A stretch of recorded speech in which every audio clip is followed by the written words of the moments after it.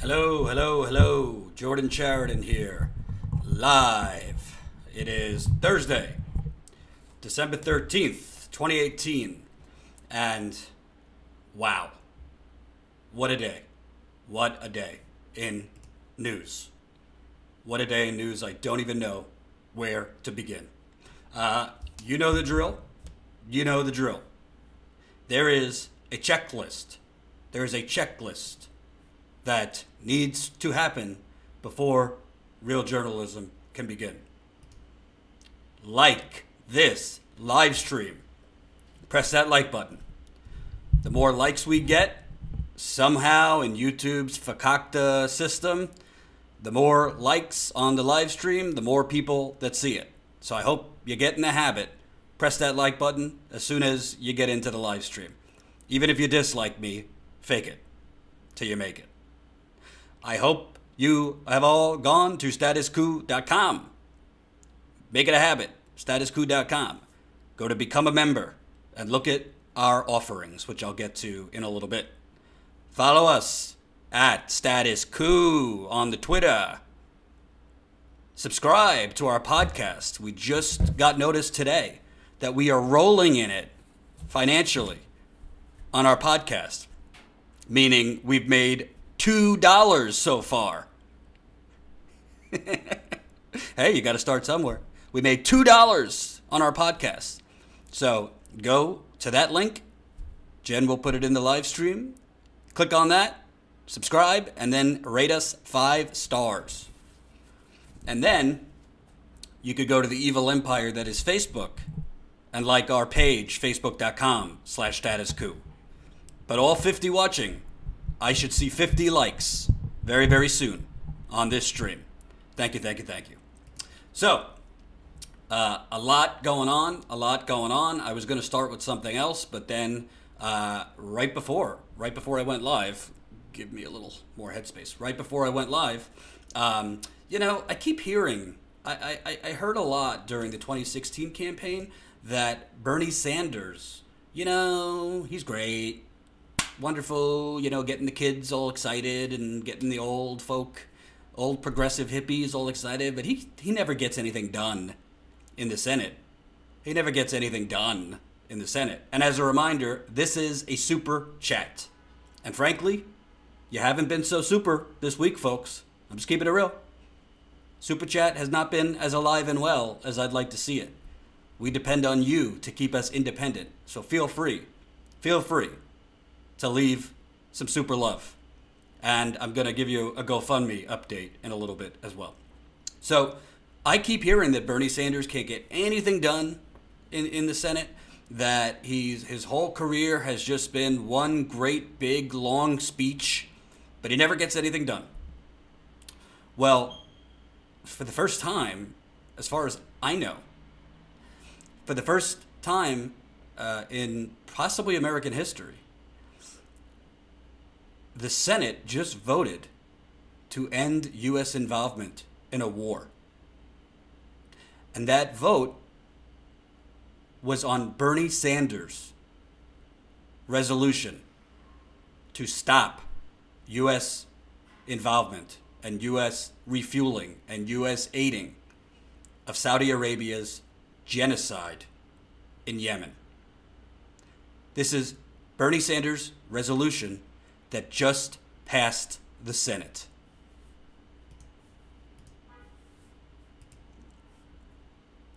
The Senate has passed a historic resolution directing the Trump administration to rescind all U.S. military assistance to Saudi Arabia related to its war in Yemen.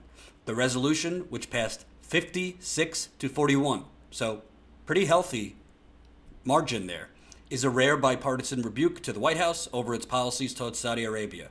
The measure, which had failed in the Senate in March, was revived and reinvigorated in the wake of the murder of Saudi journalist Jamal Khashoggi on October 2nd. Bernie Sanders, Mike Lee, and Chris Murphy co-sponsored the resolution to stop U.S. involvement in Yemen, where a Saudi-led coalition is fighting the Iran-backed Houthi rebels. The nearly 4-year conflict has killed an estimated 50,000 people and put nearly 12 million on the brink of famine. It's not on the brink of famine. They're starving. That would be famine. The war in Yemen and U.S. support for the Saudi-led effort actually began during the Obama administration. But President Trump has moved the U.S. even closer to Saudi Arabia as part of his administration's broader Middle East policy, which largely focuses on countering Iran. And then they talk more about Khashoggi. The Senate resolution calls on the U.S. to suspend its role in the Saudi-led war in Yemen. It invokes the War Powers Resolution, which gives Congress the power to direct the president to remove U.S. forces from hostilities abroad if the president hasn't sought a declaration of war or an authorization for the use of force. Of course, Obama didn't ask Congress, just like George W. Bush went to war without full congressional. Senators began debate on the resolution Wednesday afternoon and continued debating into Thursday afternoon. Several lawmakers proposed amendments along the way. Some strengthened the measure, such as the bipartisan amendment introduced by Senator Todd Young, along with Senators Jeanne Shaheen, Susan Collins, and Chris Coons, which prohibits the U.S. refueling of Saudi coalition aircraft. The U.S. has already indicated that it would halt refueling in November, but this amendment makes it explicit. The U.S. military refuels a portion of Saudi coalition aircraft, and removing this option potentially limits the Saudis' ability to conduct bombing missions. You know, bombing school buses with children that has killed. I mean, I've seen at least 7 to 8 times U.S. bombs have dropped on school buses in Yemen. Now, as Bernie Sanders said, this is, the beginning of the process, not the end. But this is a gigantic victory for Bernie Sanders. Squirrel Lips getting us started in the super chat, $1.99. Thank you, Squirrel Lips. This is a gigantic victory for Bernie Sanders. And I don't want to just make this political, because obviously this is a humanitarian crisis and it's genocide. So it's not just about Bernie Sanders. This is about the U.S. not aiding a genocide, because this is a genocide. All you got to do is look at the pictures. The children in Yemen are innocent. The women in Yemen are innocent. The majority of the men being killed are innocent. Saudi Arabia is indiscriminately dropping bombs that the United States of America has been refueling their planes so they could drop those bombs on weddings, killing dozens of people at a time, on school buses, killing children, in markets with tons of innocent people. So although this doesn't actually stop immediately the United States involvement, and of course the House of Representatives voted this down yesterday, so it doesn't magically get through. A lot of my reporting and a lot of what I report is bad, because we're in a very big crisis in America. We have sold our country to corporations and oligarchs. But sometimes you have to stop for a minute and recognize when history has happened. And this is historic. This is the first time that I looked it up. I don't know if there has ever been a vote by the United States Senate to stop a war.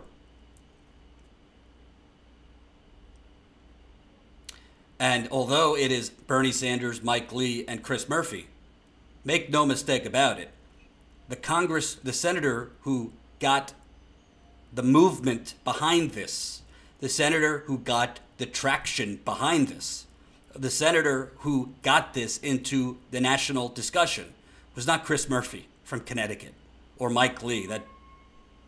Let's not even talk about Mike Lee from Utah. It was Bernie Sanders. And as Guillemai Lescouture accurately says, it's not only that we're refueling them, but we're also providing them weapons. The bombs, as he says, are coming. So I don't think this goes far enough, but you do have to crawl before you can walk. And if we stop, we're refueling their airplanes mid-air. Mid-air, we're refueling their airplanes. If that stops, well, they have to go find somebody else to do that. And if they can't refuel their airplanes midair, then they're going to have a lot harder time with the bombing, just gauntlet of bombs they've been dropping. Here's Bernie Sanders on this historic moment.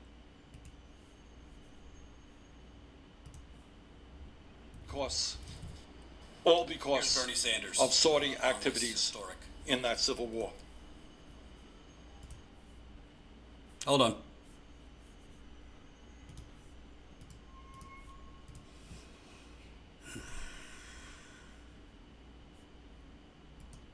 The bipartisan nature of this legislation, we have brought Republicans and Democrats together in a very historical moment.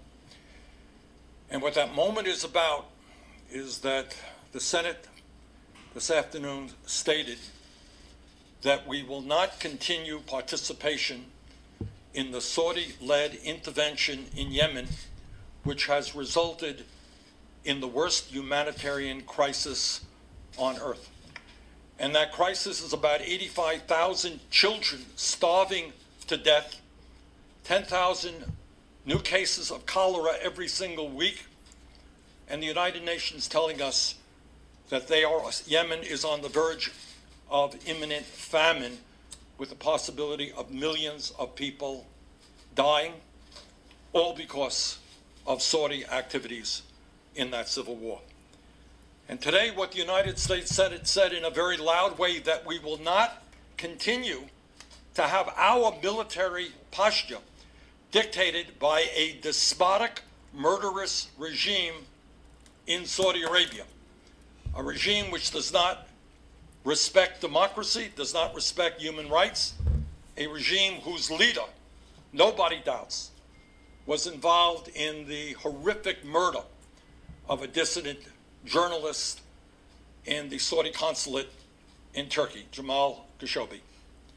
And today, and it's a very important breakthrough, both progressives and conservatives have made a profound statement that 45 years after the passage of the War Powers Act, 45 years later, finally, the United States Senate has come together to use that authority for the first time and say that the responsibility for war, the constitutional responsibility for war, rests with the United States Congress, not the president, whether that president is a Democrat or a Republican.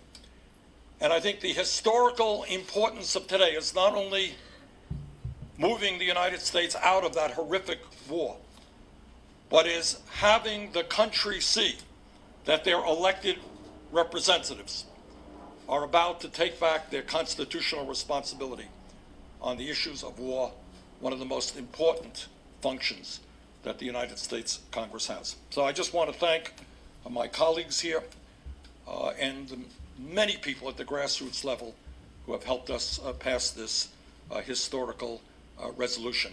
Let me ask Mike Lee to come up and say a few words. Hell yeah, Bernie. Tell him, Bernie. Now, again, this is not about Bernie Sanders. This is about Yemen. But I got to tell you something. I just call it like I see it. That man looks like a president when he speaks. That man speaks like consistent moral conviction that we have not seen in a United States president. At least not in my lifetime. I don't know how old everyone watching is. This man is a leader. Whether he ever becomes president or not, he has done more as a senator, not just to get legislation passed, but to create a movement in this country. That's not nothing. The movement you are seeing, the progressive movement, and a lot of people talked after the primary, Bernie sold out, Bernie sold out. And I thought that was very narrow-minded. You don't have to necessarily agree with everything someone you admire does. You can think they're making strategic mistakes. But this man has not sold out. This man has galvanized a movement. There would not be an Alexandria Ocasio-Cortez if there was not a Bernie Sanders in 2016. Period. I'm not taking anything away from her.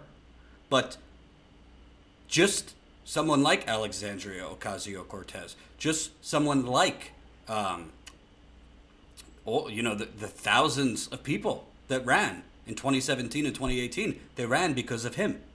Because he inspired them. He showed that you could run a competitive campaign just on moral and progressive policies. Dr. So says Bernie, trailblazer. And Bernie Sanders, he got criticized in the primaries, well, for everything, but that he doesn't have any foreign policy experience. Well, what is experience? You could have a long resume like Hillary Clinton, but I don't care what your experience is. I care what your judgment is. This man was right about the Iraq War. This man was right about the Iraq War. This man has been talking about the United States removing troops from around the world for 30 years. This man has been on the right side of Yemen when President Obama began this. His judgment has been on point every single time. Yes, I think he buys into the Russiagate a little too much, but that doesn't mean he's not stellar in other areas. And if you gave me the option of who I want to have the nuclear button, if you gave me the option of who I want to be a commander-in-chief, to make sound, reasonable, and long view decisions on U.S. military force, not just force, but how much money we put into the U.S. military. If you gave me the option between that man and Donald Trump, or that man and Joe Biden, that man and Cory Booker, that man and Kamala Harris, that man and Beto O'Rourke, keep on going. It's not even close. It is not even close. And outside of Bernie Sanders, we need to understand something here, okay? And this predates me, this predates status quo, this predates the current political movement we're in. Just because people are getting killed and starved and slaughtered across an ocean does not mean it doesn't affect you. Just because people are getting killed, starved, slaughtered across an ocean does not mean we don't have a responsibility to those people. If, God forbid, if anything like what's happening in Yemen ever came to this country, what would you want people in Yemen? What would you want people in Europe to do? Would you want them to just tweet on your behalf? Or would you want them to stand up and demand that their government put a stop to it?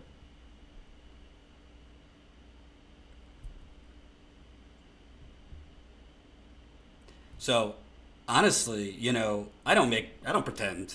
I support Bernie Sanders. I'm a journalist. I'm open about my views. It doesn't distort the facts. If I found out tomorrow that Bernie's a fraud or did something illegal or did something hypocritical, I'd be the first one to report it.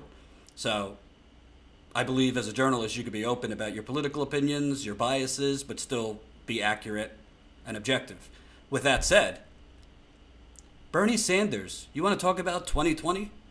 Bernie Sanders just spearheaded the first use of the War Powers Act in American history. He just got passed through the Senate. It's not a done deal. It still has to pass the House, which I'm going to get to in a minute. He just created a bipartisan coalition of some whack job conservatives and progressives and centrists. That was Bernie Sanders. And we've been told Bernie Sanders can't get anything done. He's all talk. He's just a grumpy old man. He never gets anything done. Well, Bernie Sanders just did. Donna Brazile can't take that away from him. Hillary Clinton can't take that away from him. Tom Perez can't take that away from him. Neera Tanden can't take that away from him. The list goes on. By the way, not to mention, Bernie Sanders, not so very recently, got the richest man in the world to raise minimum wage for his employees at Amazon. That was Bernie Sanders. Arguably, has there been any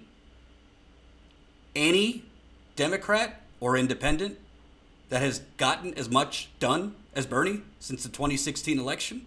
If so, let me know. Game and grind, I agree. They are building up Beto for a reason. So, they're going to try to rig it if Bernie runs, and I have decent sourcing. I have decent sources that tell me he is going to run. Do I think he's going to run as a Democrat? I do. I do. Do I think they're going to have a different strategy this time to combat the rigging? I do. Will it work? I don't know. The DNC also has more time this time to plot to take him down.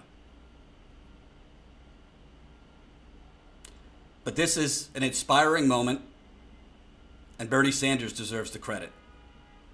And if you have children, if you have friends, it is on all of us, and I just as responsible on me. I don't cover it as much as I should.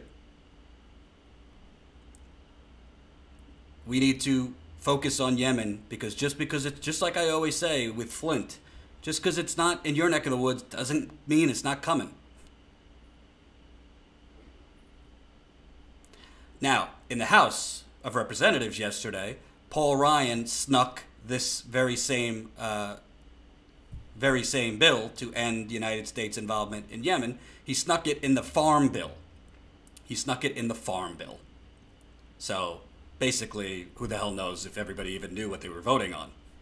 But 5 Democrats joined with Republicans. It only lost by 3 votes in the House. And 5 Democrats joined Republicans so that it would get shot down in the House. These are those Democrats, tell you the truth, never heard of them. These are the Democrats that joined Republicans to block the House from voting to end U.S. military support for Saudi-led war. If these Democrats did not do this, right now, there would be a bill going to the president and all the pressure in the world on Donald Trump. Because if the House passed it and the Senate passed it, it goes to the president. Make Donald Trump. Force Donald Trump to continue genocide in Yemen. So take a screenshot, call those 5 Democrats. There were also 7 Democrats that abstained from voting. Those 7 Democrats who abstained were also the difference. Again, this was only shot down by 3 votes.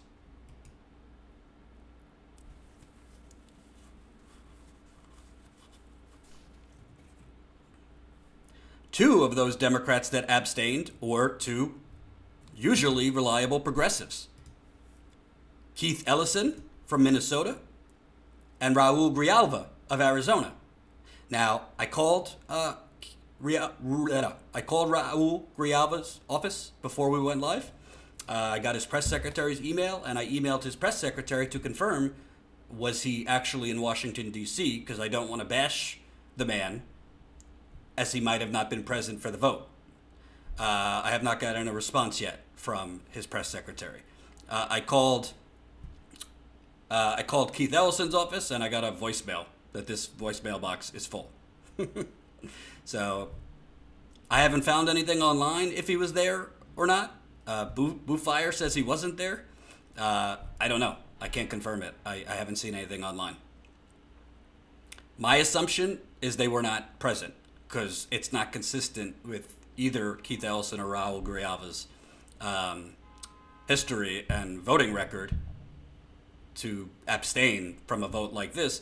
And Raul Grijalva actually tweeted, I believe, on the same day, his support for ending it. So my assumption is he wasn't there. But I'll give you an update once I confirm it. So,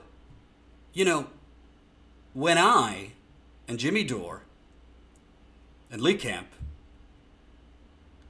and actual progressive media folks report and criticize the Democratic Party in a lot of cases just as much as we criticize the Republican Party.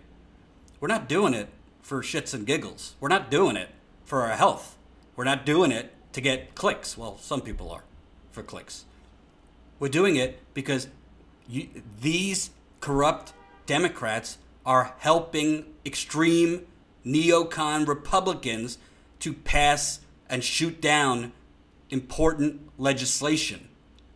The Republicans cannot get the majority of what they want done unless they have corrupt neoliberal Democrats to help them get it through. So what should we spend most of our time on? Criticizing the Republicans that we already know are corrupt, that we already know are warmongers, that we already know are neocons, that we already know are bought off, that we know no matter what we do or no matter how much we cover it, they're not changing their mind? Or should we shame the Democrats who continually paint themselves as the party of the people, the party of human rights, which I'm about to get to is a joke?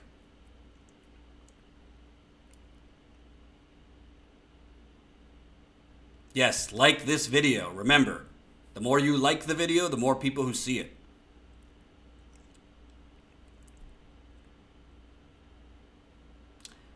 This vote in the House that was shot down can be voted again when the Democrats take the House on January 3rd. We'll see if, as it looks like right now, Speaker Nancy Pelosi, I'm not a fan of that, but that's how it looks. We'll see if she brings this up for a vote, and we'll see if those 5 Democrats vote that way again. There's also going to be new Republicans in Congress and new Democrats in Congress on January 3rd. But it's past the Senate. It's on the House now, and the Democrats have the majority in the House. So this can get through. Keith Ellison will not be in Congress next year. He is now Attorney General-elect. But Raul Grijalva will be. Alexandria Ocasio-Cortez will be. Congresswoman-elect Rashida Tlaib will be. Congresswoman-elect Ayanna Pressley will be. There are incoming Democratic progressive legislators that can hopefully put this over the top. And then you go to Donald Trump with a grassroots army. It's past the Senate. It's past the House. Make him be the face of genocide in Saudi Arabia.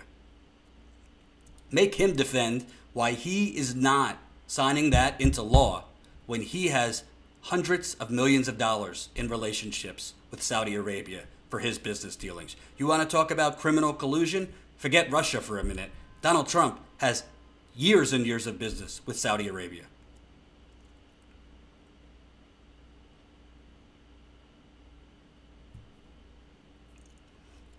So that's the deal. And I'm going to try my best to cover Yemen more because it's very important. So, before I move on to the next topic, folks, I want to keep it real with you. I always keep it real. I always keep it real. For all 120 of you. We have a GoFundMe going. And that GoFundMe was launched in the middle of September. We have, honestly, it's incredible that in 3 months, we've raised $26,510 from 474 people. So we're already past the halfway point. It's definitely an ambitious goal for a startup to raise $50,000 in a short amount of time. We set it at $50,000 because Jen and I looked at the numbers and said, you know what? If we could get to $50,000, we have a real runway here. We'll have a little breathing room to really go out in the field more than once, more than twice, more than 3 times, but for a decent length of time. And to stay in the field. It's not just going places for like 2 days, but to go places and to dig, to try and expose corruption, to try and interview as many activists and residents on the ground, depending where it is, to try and cover stories that are not seeing the light of day. That's why we're doing this GoFundMe. Yes, some of the money is going to go towards advertising and marketing because we're being suppressed like nobody's business on YouTube. Half the people don't even know when we're live. Half the people don't even know we even have a channel because YouTube is suppressing this channel, as I've told you in the past. So, like with anything, sometimes you're on fire and sometimes you're kind of stagnant.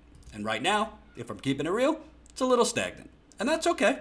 A lot of people have donated once, twice, 3 times. And some people just don't have the means to donate. And that's okay too. We don't want to make anybody's situation worse. But I want to remind you why we have this. I want to remind you why it's urgent. You know, some people on Twitter, mock who don't like me or whatever. Oh, Jordan, a Bernie bro, just, doesn't earn a living, so he does GoFundMe. I'm working literally 24/7. Jen is working literally 24/7. I do Sunday marathons live at noon Eastern. This Sunday, we're going to have journalist Aaron Mate, who was with Real News. Now he has left Real News and he's independent. I did almost an hour interview with him. I recorded it today on Russiagate. And also naming names in independent media. It's not just that Russiagate is largely hysterical and largely not based on fact. It's that a lot of the independent media you depend on or used to depend on have bought into it. We also talk about other things.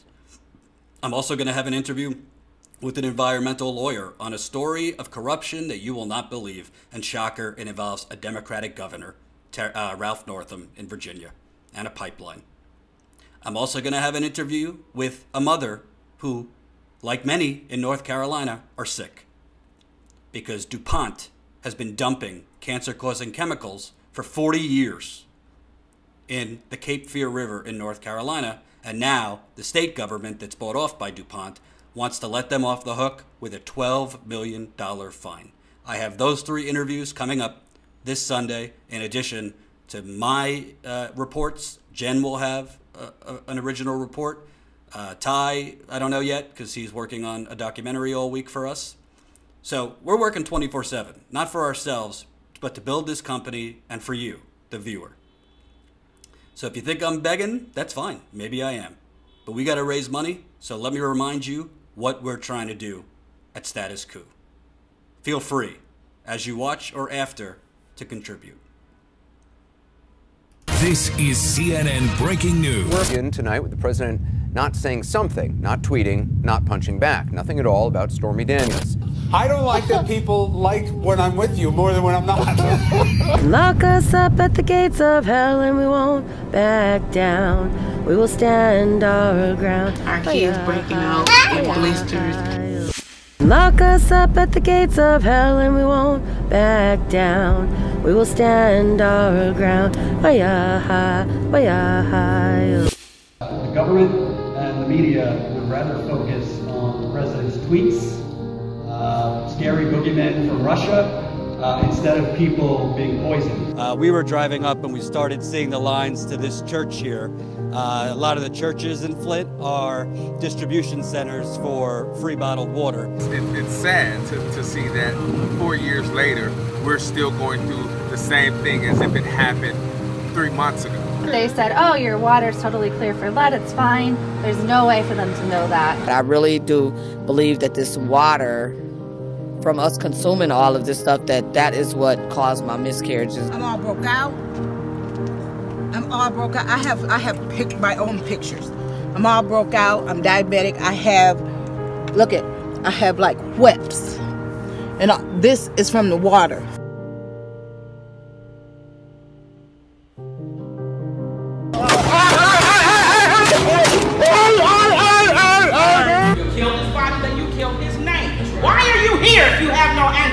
Eric Cherry was killed on the streets of Chicago at 16 years old. That's my grandson. We saw 24-year-old Maurice Granton shot in the back while running for police. Right now, there is a hunt, and black boys are the prey. When it was communities who are mostly wealthy, mostly white, it's like the pain is felt. But with something about our communities where I see our youth having to fight, literally needing support to get the rest of the world to understand that the everyday shootings they have to see and go right back to school after their friend was killed is just as painful. Like literally having to convince society that we can't take more pain, that we can't take this no more. Polluting the water, since when is profit more important than water? When is profit more important than people? Hey, it's Jordan. I'm here in Flint, Michigan. I am here on Lakeshore Drive here in Chicago. I am here live in Dallas, beautiful Virginia. Hey, it's Jordan. I'm live in Arlington, Texas. Look at this destruction. You're not going to see this anywhere. You think CNN's coming up here? Please. Yeah, if you could prove Putin cut down the trees, they'll be here in a jiffy. Status Coup. Is it now? It's going to be called. Is it going to be statuscoup.com? Yes. Most people are not lacking compassion. Most people do not know what the fuck is going on.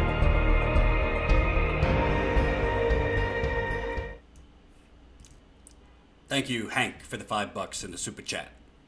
I wanted to play that video. I haven't played it in a while to remind you who we are and what we're trying to do. You know, there are progressive YouTube channels that have been around for 5-6 years. We just started this channel in March, and we are almost at 23,000 subscribers. We just launched our website in October. In October. If you want to see real reporting in the field, because I got news for you, look around. There's a lot of independent media. There's a lot of independent media out there that do clickbait, do Trump, every video, every show, do Russia. And that's great. If that's what you want to watch, all power to you. But if you want real reporting, if you want to actually hear from American citizens being screwed by their government, being screwed by the corporations, being poisoned, if you want us to name names, help us get there. There's 120 people watching right now. If 120 people left $5 or $10 or whatever you could leave, that's how we're going to grow. Because GoFundMe is not our business model. Let me be clear. Our business model is to get out in the field, and when we're in the field, we are going to grow our paid monthly membership. But you have to show people that you're different. You have to show people what makes you unique. What makes us unique is not that we're so great and we're so skilled and we're so, super. It's we have more desire than the others to actually roll up our sleeves and get out in the field and do it. And I'm not telling you what we're going to do. I'm showing you what we're going to do. Because that promo video that you saw us out in the field for most of that, all of that, actually almost all of those stories that we went out in the field was through this GoFundMe. And crowdfunding we did before the GoFundMe. So I hope you'll consider contributing. If you have already, and you can't, again, that's fine. But if you can, please. And if you can't, tell your friends, tell your family, get them to subscribe. Tell them, or don't tell them, but say you should consider contributing.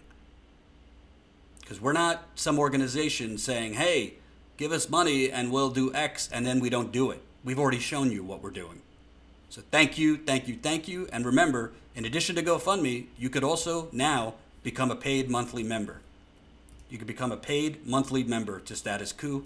Go to statuscoup.com, click on Become a Member, and those are the levels. For $5 a month, for a cup of Starbucks coffee, you could be a member. For $10 a month, you could be a member. And both levels have great perks. Go there and check it out. If you could do $5 a month, what? Great. If you could do $10, great, even better.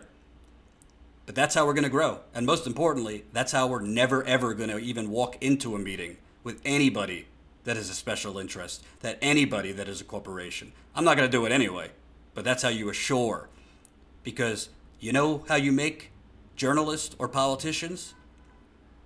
answer only to you by keeping them independent. And that's the truth. So I hope my little speech helped, and I hope you'll consider adding us to your budget. Thank you, Antonio, for $5. Hope I'll always remember Jordan's amazing Standing Rock coverage. Happy, sad to see you again. Antonio, you could ask Jen. One of my first ideas for Status Coup was actually to go back to Standing Rock. I want to go back to Standing Rock for, kind of like an after the rock kind of special to show you how are these people's lives now? How are these people's lives now? I would love to do that. I also want to go to South Dakota right now, if I can, because although a federal judge has revoked Trump's permit on the Keystone Pipeline, I have sources on the ground telling me that they're constructing anyway. The company is blowing off a federal judge who revoked the permit because, hey, why not? Laws don't apply to oil companies. I would like to expose that. But we just don't have the funding yet to go out to these places and stay out. So that's the deal. That's our ask. We hope you'll consider it. And onward. So, when you're talking about Yemen, it's ironic that this happened on the same day because I saw earlier an individual that should not be getting an award, a human rights award, got a human rights award. Do you know who got a human rights award this week? You really can't make this stuff up. Joe Biden a few weeks ago was giving George W. Bush a Liberty Award. So, Joe Biden handing a war criminal a Liberty Award, but somebody new has gotten a Human Rights Award. Take a guess. Take a guess. Who got a Human Rights Award?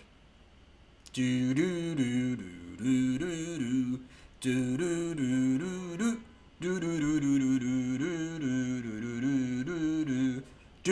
do do do do do do. Obama, you're right, Antonio. Barack Obama got a Human Rights Award from the RFK Human Rights Organization. President Barack Obama was honored Wednesday night with the Robert F. Kennedy Human Rights Ripple of Hope Award at a gala in New York.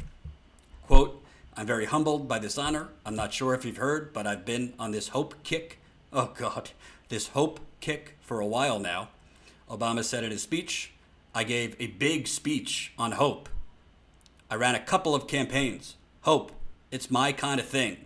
So I'd like to thank all of you for officially validating my hope credentials." Oh, my God. You just can't make this up.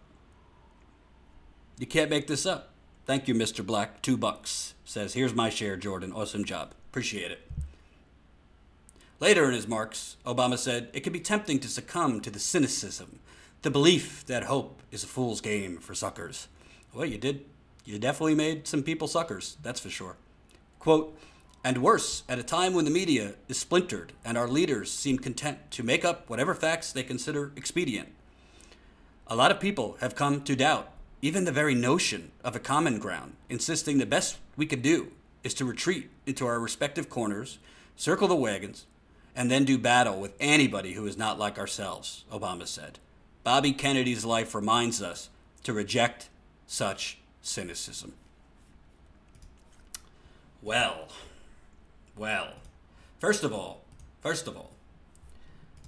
if you think it's bad, if you think you get crap on Twitter when you go after, say, Beto O'Rourke or go after, say, Hillary Clinton, that's child's play to when you dare criticize President Obama.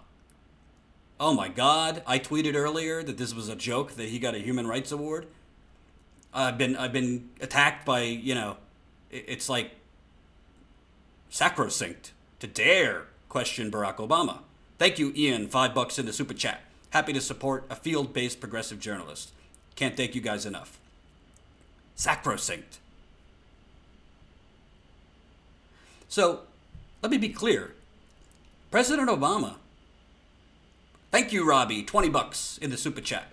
And just to remind you folks, I'm not taken away if you want to contribute in the super chat. Perfect. We do prefer GoFundMe right now because we're trying to get the numbers up, not just the dollar amount, but we're trying to get the actual numbers of people who donated up in the GoFundMe. So feel free, if it's easier for you for whatever reason, feel free to do it in the super chat, but if you don't mind, leave it in the GoFundMe. But Obama ran against the stupid war in Iraq. Okay? Well, dirty little secret, he left people in Iraq. He left soldiers in Iraq. There's still American soldiers in Iraq. Not tens of thousands, but there's a couple thousand soldiers in Iraq. He campaigned on ending the war in Afghanistan. Now, I believe, the longest war in American history. Why are we in Afghanistan? I've done several videos about this. Why? Other than stealing their opium, and why? There's no threat from Afghanistan. Al-Qaeda and Taliban are everywhere. ISIS, they're everywhere. They're not in Afghanistan predominantly. Barack Obama, you want to talk about human rights? Think about the last decade, the explosion in police brutality in this country. Trayvon Martin, Freddie Gray, Michael Brown, Jordan Davis.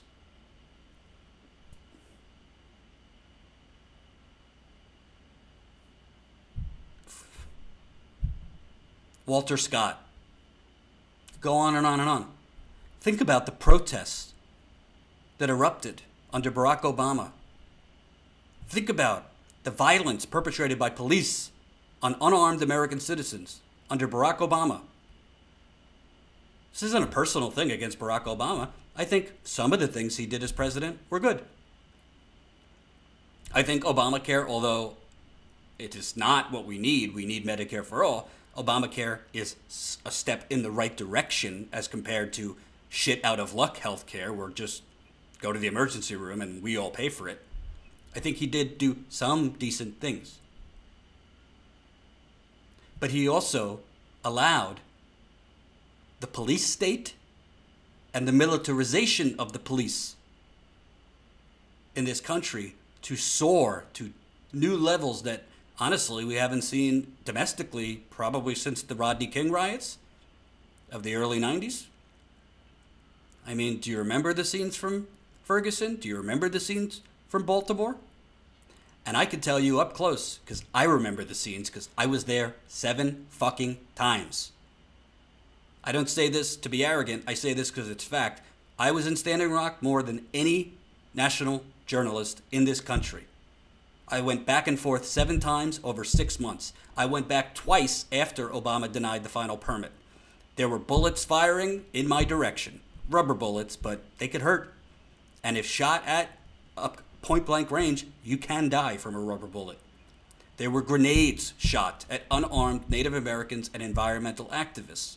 One grenade nearly shot off a 21-year-old's arm. Now she has an arm put together from various parts of her body. Sophia Wolansky. Another girl, Susie, a Native American, lost her eyesight because of tear gas canister shot at point-blank range by militarized police. That Barack Obama, when asked about Standing Rock while this was going on, he said, let's let it play out for a little bit. We'll let it play out. Unbeknownst to myself, the Native Americans demonstrating there, the environmental activists from around the world that came in, we did not know that Barack Obama at the time, his Department of Justice, his FBI, his Homeland Security, was literally working with the oil company's private security, private mercenary company to surveil unarmed people exercising the First Amendment. Those private mercenaries from Tiger Swan literally infiltrated the camps that I reported at as moles. They created violence. I can't confirm it, but there were lots of reports that some of the vehicle fires were actually started by the oil company's private mercenaries. We saw the horrifying images brought to you, thankfully, because Amy Goodman, speaking about independent media on the ground and the importance, the reason Standing Rock became a global thing was those images where Amy Goodman was in front of dogs eating human flesh. Those were the private mercenary dogs of Tiger Swan that were literally coordinating with President Obama's FBI, Homeland Security, and the Department of Justice. These are facts. So when I'm attacked on Twitter, I don't give a shit because I was there and they weren't. You want to talk about a human rights award? Not to mention the people, we joke, Native Americans joke, we've had PTSD basically since the 1700s. Let me tell you something. There are just about no one that was an active demonstrator and water protector. Very few people who didn't leave there with some form of PTSD. They had freezing water canisters in 24-degree weather. Freezing water canisters shot at them. 200 to 300 people that evening had hypothermia. While President Obama just sat there, did nothing. The only reason he denied that permit was because he knew incoming President Trump would reverse it. And why? I don't have proof. Why did he not want to deny that permit? My educated guess, you know who the biggest investor in the Dakota Access Pipeline was? The single largest investor in the Dakota Access Pipeline? Warren Buffett, one of Barack Obama and the Democratic Party's biggest donors. Follow the money. Don't follow the talk about hope. Oh, I'm a sucker for hope, President Obama says. And yes, please, remember your checklist. You gotta like this video stream. There's 122 people and I only see 60 likes. Like. The more you like the live stream, the more in YouTube's algorithm, the more people who see it. Even if you dislike me, like the live stream. This is not even to mention, by the way. I mean, who the hell knows the number at this point of innocent Middle Easterners who were murdered by President Obama's droning around the world? President Obama launched the endless drone wars that President Trump has continued. The term collateral damage, toss that out because it's not even collateral damage at this point. We just don't care. We dropped drones on weddings, dropped drones in marketplaces. Thank you, Christina, $1.99 in the super chat. Barack Obama, to say, oh, well, we didn't start a new war. Well, droning half the world is war. You are murdering innocent people. And guess what? When you in the Middle East, when you see your brother or your sister or your mother or your father or your teacher or your family friend murdered by a drone, they were accidentally killed by a drone, it kind of makes you hate America. It kind of helps radicalize people against America. We don't really think about that as far as terrorists. It's not a defense if they do become radicalized. Two wrongs do not make a right. But we don't really think, why do they hate us? President Obama was one of the smartest men to ever become president. He was president of the Harvard Law Review. So, in order to not start another ground war, he started an air war. And instead of killing our troops, he killed innocent brown people across the world. You want to talk about human rights?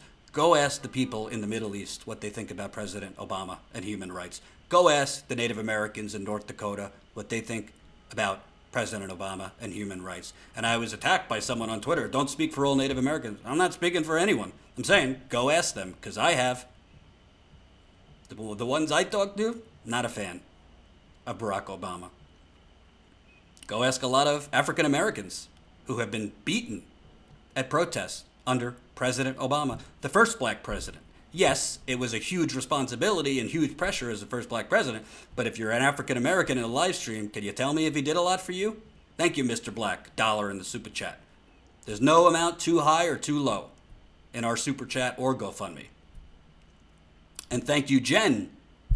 Jen pointing out, go ask the people of Flint what they think about President Obama and human rights, who went to Flint and drank a very small sip of filtered water and said, hey, my EPA tells me it's safe. It's going on 5 years. April is 5 years of the Flint water crisis. The water is still poisoned. And if you follow Jen and my reporting, we recently broke that the state of Michigan Environmental Agency literally cooked up the numbers to declare the water safe. They cooked up the data by flushing residents' lines right before testing. Jen, if you don't mind putting the story in the live stream for those who didn't read it. Read that story and share it. We worked for months on this story. We knocked on 450 doors. We knocked on 450 doors, and we were able to do that because you sent us there. You sent us there.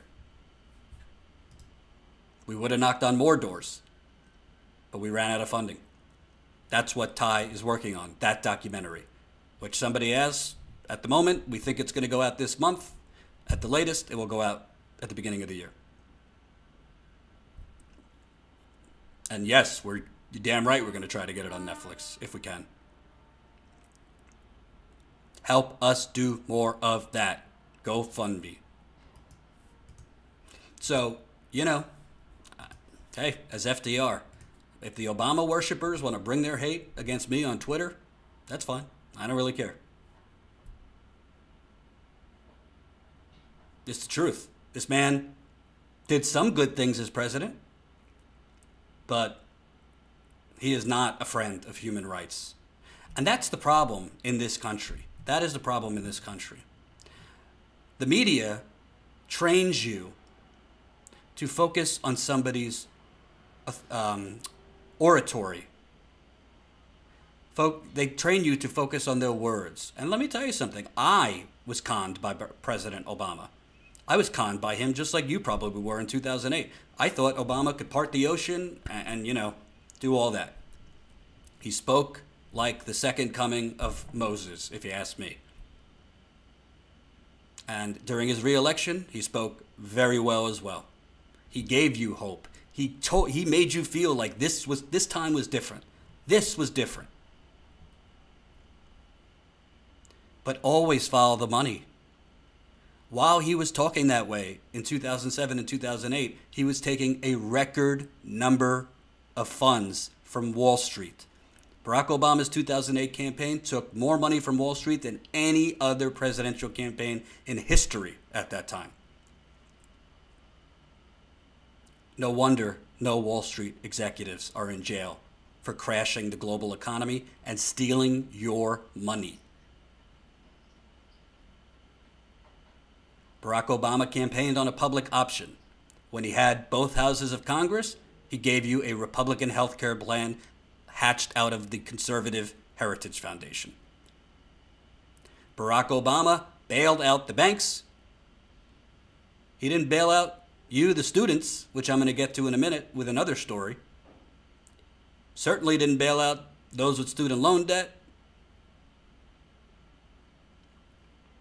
Barack Obama extended the Bush tax cuts, for God's sakes.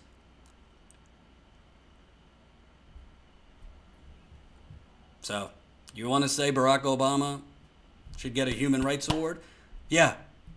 The most dangerous people are not the ones who tweet horrific things like Trump, are not the ones who say horrific things like Trump. The most dangerous people are the ones who sound wonderful, who sound inspirational, who sound very hopeful, who sound like the second coming of Moses. Because those kinds of people, you don't look behind the curtain because you don't think there's a reason to look. And that's when they really get you. That's when they really screw you. That's when they really steal from you.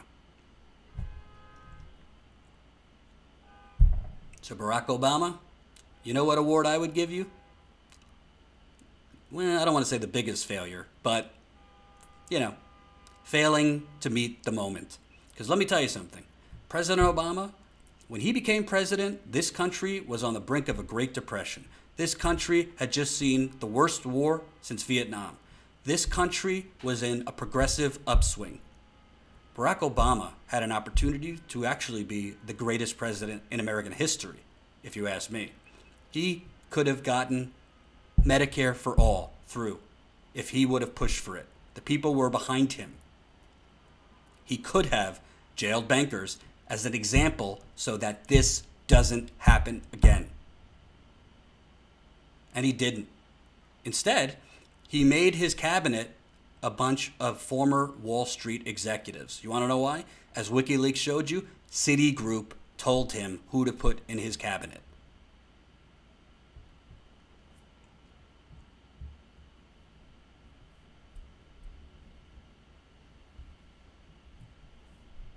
Well, Diana, if you'll be in debtor's prison after attending 3 progressive colleges, you'll like this story. Here we go. You think there's no more bubbles to come? Well, President Trump has one for you. The Trump administration helped hide a report where Wells Fargo screwed students with already large student loan debt. For months, the Trump administration hid a report showing that banks charge high fees to college students who opened accounts and held debit cards, and that Wells Fargo charged more on average than any other financial institution. The report, which was done by the Consumer Financial Protection Bureau, was only released publicly only last week after consumer advocacy groups submitted a Freedom of Information request for the document.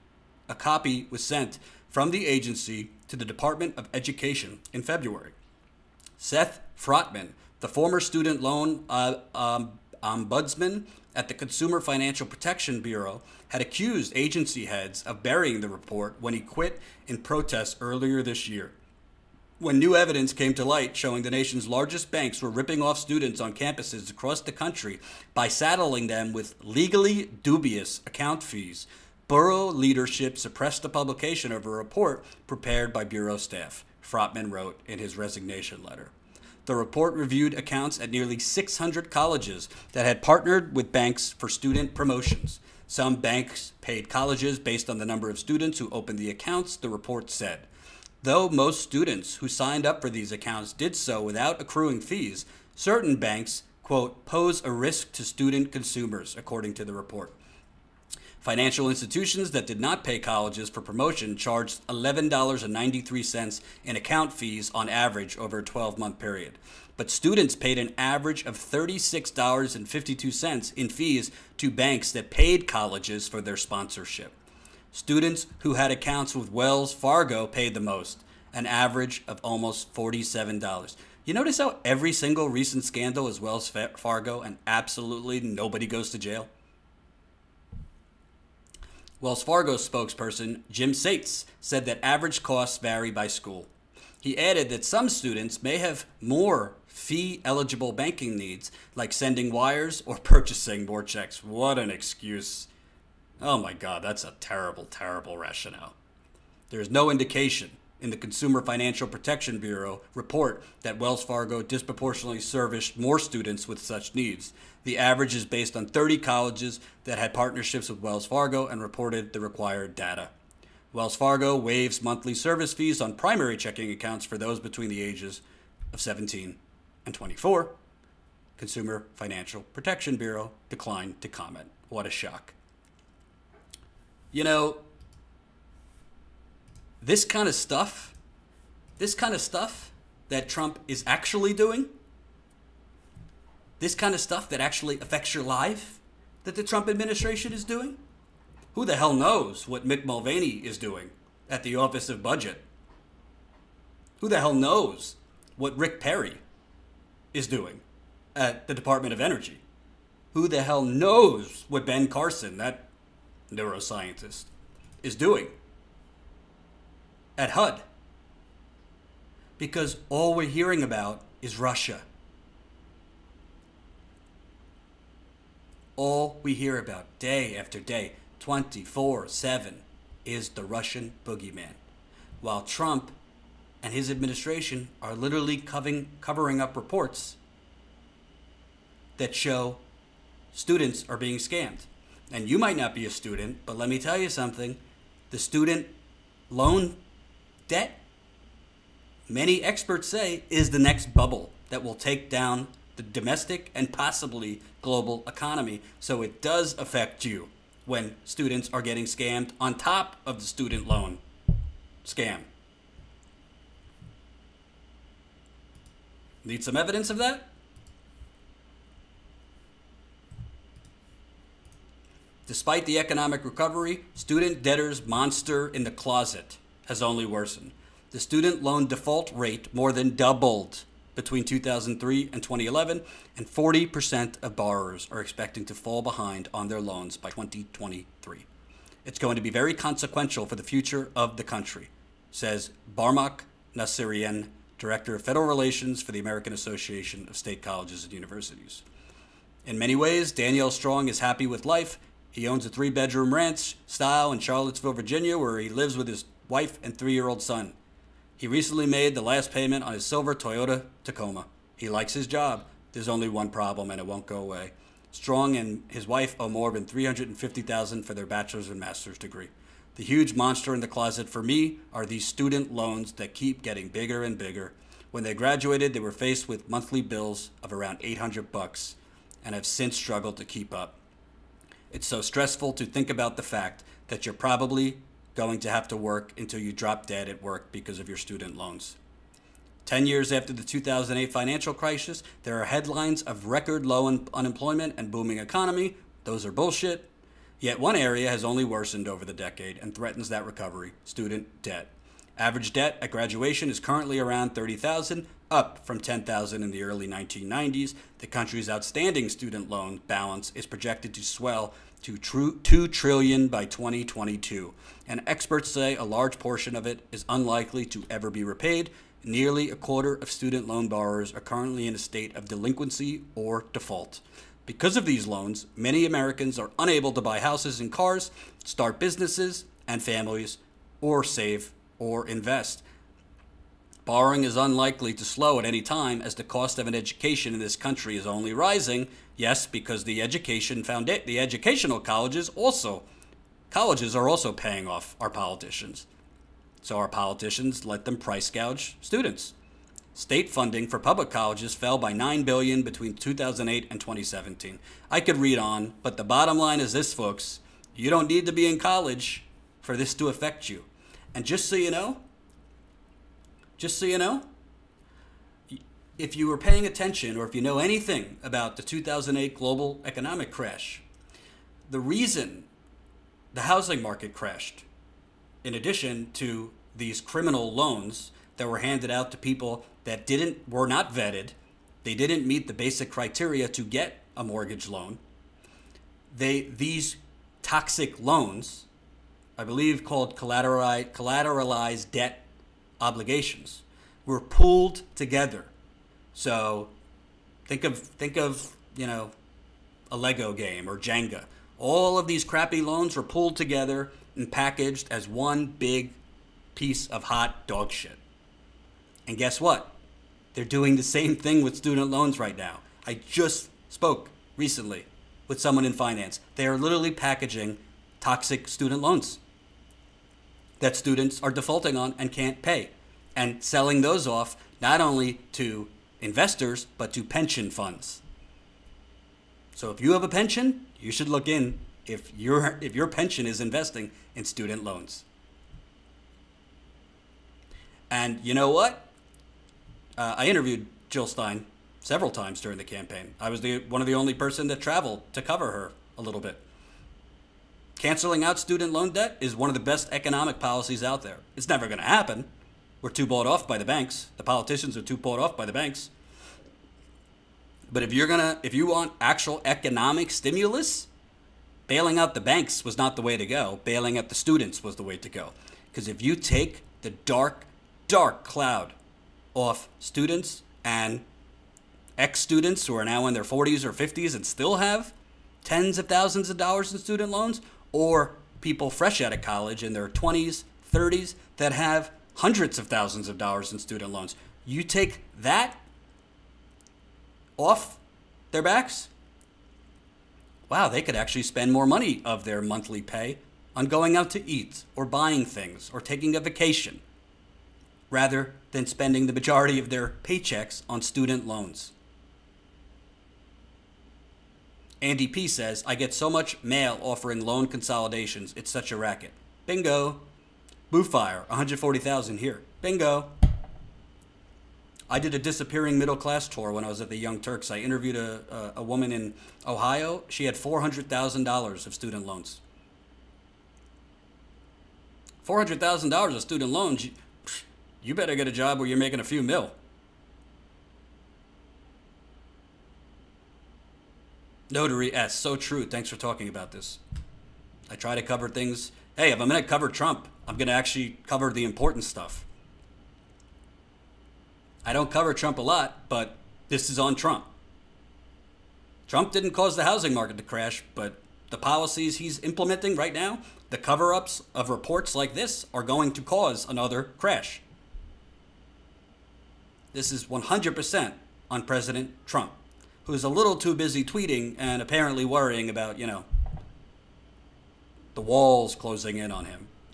But he's not here to legislate. He's not here to actually do good for his voters. He's here for the show and to be the star of the presidential reality show. This is something I would like to cover in the field. I could only cover it in the field as much as you go fund me. I'm not kidding. The more funding we get, the more we're going to go cover stories like this. Because student loans is not just like the housing market. The housing market was starting to fall in 2006 and 7, but there was no media covering it. There's usually storm clouds coming way before the hurricane, but no media was covering it. You had CNBC and financial news saying, oh, housing's a little down, but it'll bounce back. It always does. And then they were, oh my God, how did this happen? How did this happen? And oh my God, we need to give a blank check to Congress to bail the banks out. Well, I'm saying it's coming. And I want to go interview students. I want to go interview experts. I want to go interview finance people that are sounding off the alarm on this. Darth Corey, I'm leaning towards anarchism every day. Hey. True. So, I was going to end with a story on Neera Tanden, but I think I'm going to save it. I think I'm going to save it for Sunday because Jen is working. Our fair Jen is working on an investigative piece on Neera Tanden and the Center for American Progress. So I'm going to wait till Sunday, but let's just say we did a story on Neera Tanden and Center for American Progress yesterday. They did respond to us, and we will have that response for you on Sunday with a much larger report on Sunday. I don't want to do it right now. I want to wait till Sunday. And as a reminder, what else are you going to do on Sunday? There's nowhere else I'd want to be. Sunday Fun Day, Super Chat Marathon. Last time I went live for 7.5 hours. I'm going to have an interview with independent journalist Aaron Mate, formerly of The Real News, on Russiagate. It was very insightful. I learned a lot. Also going to have interviews on the fight against the Mountain Valley at Atlantic Coast Pipeline. I'm also going to have an interview with a mother who miscarried because of water poisoning in North Carolina, and DuPont is now getting off with only a $12 million fine for poisoning Wilmington and Fayetteville, North Carolina, since 1980. No, I'm not making it up. I recorded 2 of those interviews today. I recorded one of them the other day, and we're going to air them on Sunday, in addition to some other topics. I hope to see you on Sunday, and I will also be back tomorrow here at 5 p.m. Eastern Time. And as a reminder, please go to statuscoup.com, read our stories, enter your email to become, join our email list. That's also important that we grow our email list. And please, I hope each one of you will look at your budget and consider becoming a member. There's some great perks. There's some great bonus content for as low as $5 a month or $10 a month. Obviously, we'd love as many people as possible to do it at $10 a month, but we made the $5 level for those who, want to do it, but need to do it at a little less. This, in addition to the bonus content, what you're really doing is helping us build an actual, sustainable, workable, independent media model where we're not going to take investment from awful plutocrats who are destroying this country. We're not going to do deals or partnerships with awful companies that don't stand with our values. We are truly independent, and that's why we're asking for your help. Thank you for watching, and remember, most people are not lacking compassion in this country. Most people have no idea what is actually going on. Peace out.